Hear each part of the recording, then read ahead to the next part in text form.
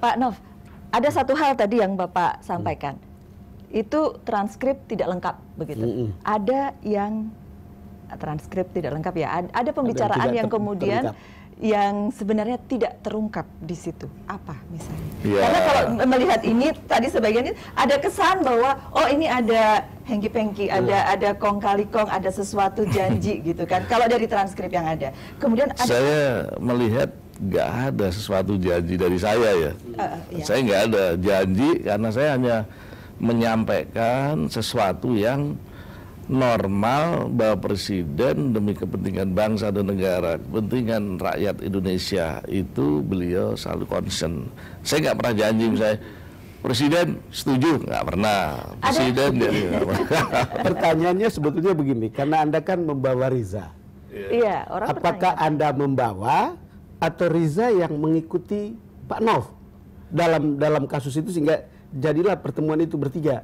Nah, yang jelas Reza sangat concern bahwa kehati-hatian yang selalu berusaha itu membantu orang yang dalam kesulitan, membantu dalam itu saya diminta warning, hati-hati. Nah, kehati-hatiannya ternyata timbul sekarang ada transkrip ini. Kok ada saya bilang ini blessing juga. Saya aja bersyukur begini. Saya tidak bicarakan masalah pencatutan. Kedua, saya tidak bicarakan berita saham.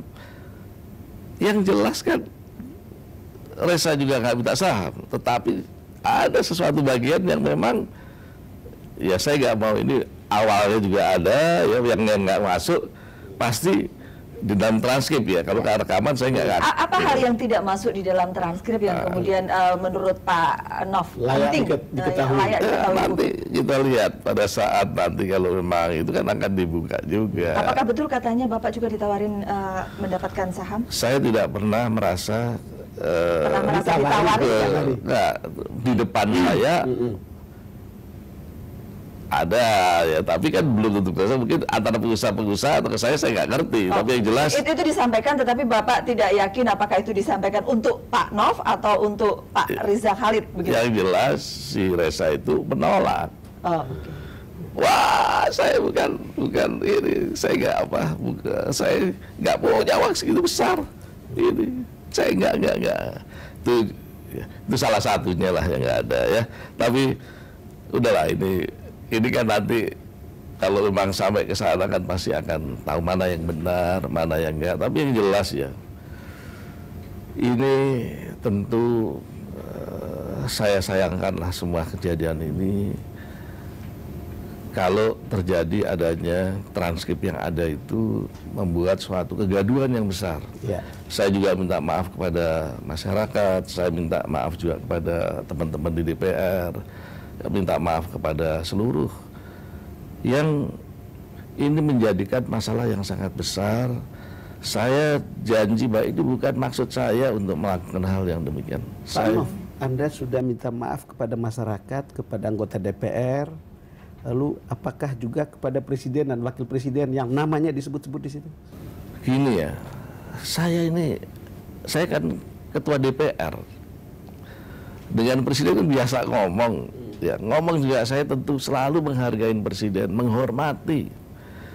Tidak ada satu kata pun sejak saya sebagai ketua DPR sampai hari ini yang tidak menghormati dengan segala program-programnya. Bahkan saya membantu kalau DPR kuat, ya, pemerintah kuat, ekonominya kita kuat.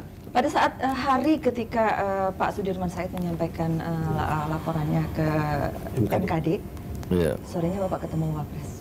Kenapa Wapres? Ini kan semua salah paham selalu ya.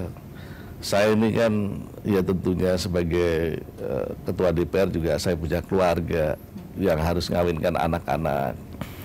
Saya nggak etik kalau saya mengawinkan meskipun ketua DPR saya enaknya. Siapapun saya datengin satu persatu, ketua-ketua lembaga ya, saya hadir.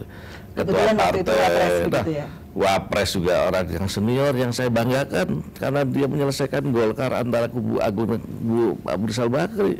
Jadi tentu ini saya dan saya juga di Golkar juga tentu saya sangat menghargai beliau.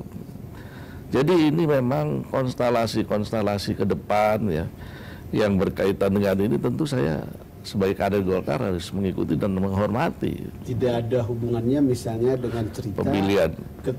Ketika itu sudah masuk MKD, lalu kemudian posisi Pak Nov bisa terancam secara politik, lalu mintalah perlindungan pada sesepuh Golkar seperti Pak JK yang kebetulan wakil presiden. Gini, pertama kalau di Golkar itu kan akhirnya orang juga berpikir nanti Golkar satu. Saya sudah berpikiran bahwa saya dikasih kesempatan di sini, saya udah terima kasih. Saya harus menyelesaikan dengan baik. DPR satu saja gitu ya? Sudah cukup. Ya. Kalau nanti dipanggil oleh MKD, Bapak akan hadir kali ini? Ya, karena waktu Donald Trump Bapak tidak hadir. Saya Donald Trump itu yang pertama memang ada masalah dengan undangan luar negeri. Kedua, yang ketiga saya menghormati, saya menghadiri dengan baik. Jadi akan hadir kalau di Insya Allah bahwa saya sekali lagi MKD itu adalah garda ke depan bagi seluruh anggota DPR. Saya meskipun DPR, anggota DPR juga. Pak Nov, cerita yang beredar di luar kan adalah bahwa MKD ini adalah tempat di mana kemudian menentukan posisi Pak Nov sebagai ketua DPR. Ada cerita bahwa ketika Donald Trump pertemuan itu, Anda katanya ditegur sanksinya karena ringan. Lalu kalau yang ini nanti pelanggaran sedang, dan oleh peraturan di dalam kode etik itu dibilang bahwa kalau pelanggaran sedang maka seorang anggota DPR tidak lagi duduk di posisinya. Ya, jadi gini, seperti yang saya sampaikan bahwa di dalam Donald Trump itu saya memenuhi dengan sebaik-baiknya. Karena apa? Saya harus memberikan contoh kepada seluruh anggota DPR, tidak terkecuali pimpinan, itu harus memenuhi apa yang dilakukan oleh MKD. Karena kita harus menghormati betul-betul yang dilaksanakan itu ada mewakili daripada fraksi-fraksi yang ada.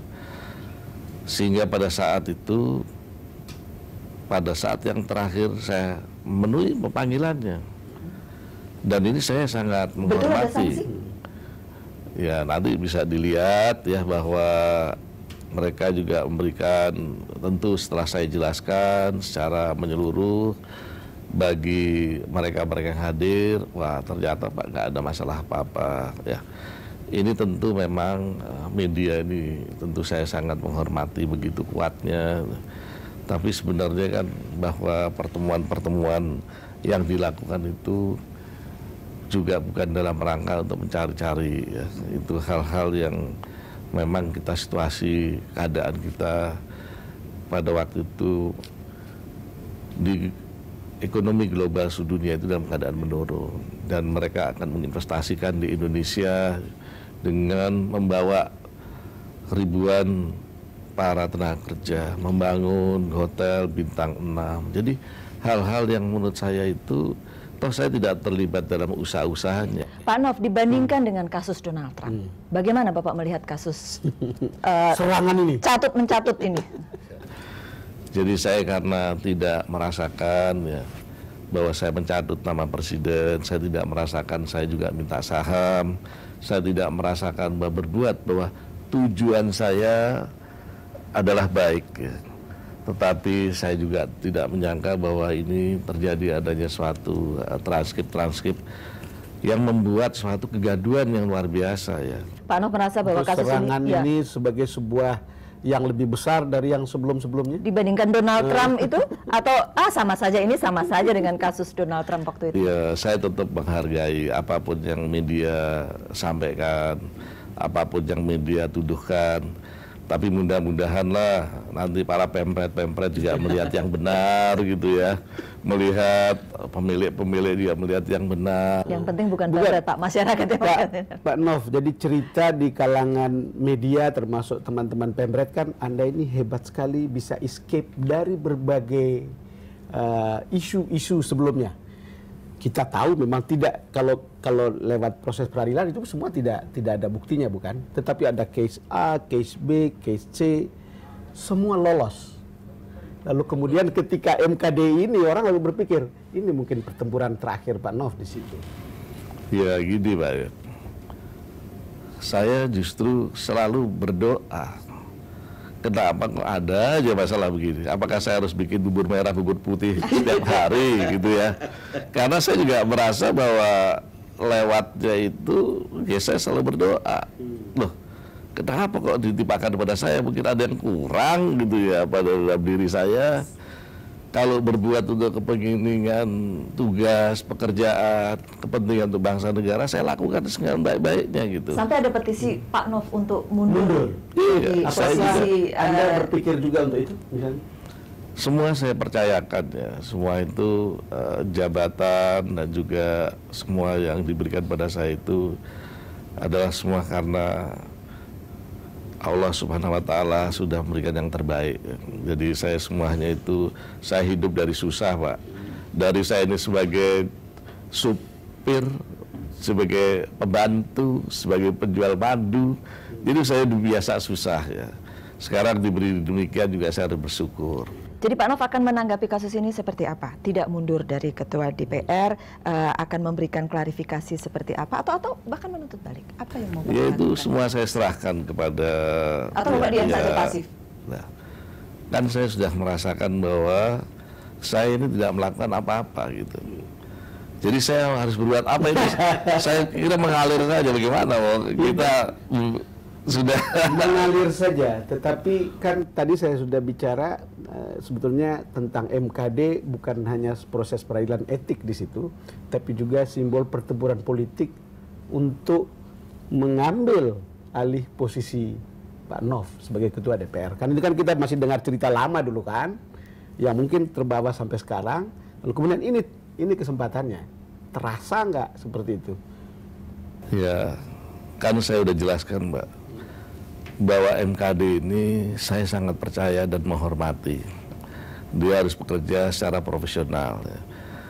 Kalau memang sesuatu yang dianggap pelanggaran, tentu MKD juga bisa tahu mana yang benar, mana yang baik. Kita percayakanlah Pak Dauspuku pada MKD untuk berbuat yang terbaik.